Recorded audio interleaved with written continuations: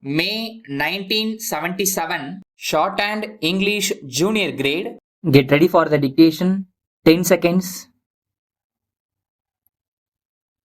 5 seconds. Start. Ladies and gentlemen, it is indeed a rare privilege that I enjoy today of welcoming you to this annual meeting of the Central Board. The members of the board and myself are most grateful to you for the honor you have done us in acceding to our request to inaugurate this session. The trust you have placed in the engineers of the country to influence further and shape the economic progress of the nation is obvious in the appointment of one of the champions of our profession and one of our past presidents as Union Minister. The board takes pride in his appointment as such, and I can assure you on behalf of the board that the trust you have placed in him will be fully justified. In one of his inaugural speeches to this board, our late Prime Minister had said that the two words irrigation and power briefly represent the basic needs of any material development in these regions today. It is therefore very opportune for us to have a few words of advice and guidance from a statesman of your ability with a lifelong service to constructive work.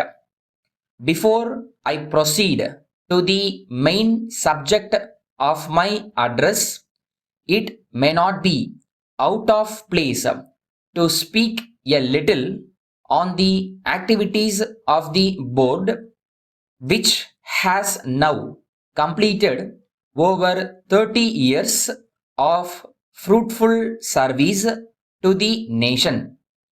The efforts of the board have enabled India to occupy a prominent place on the irrigation and power map of the world. As an organization, it possesses the highest degree of technical competence and enjoys a worldwide reputation. Some of its publications are being quoted as reference books throughout the world. The board has been responsible for making some original contributions in the science and technique of irrigation engineering.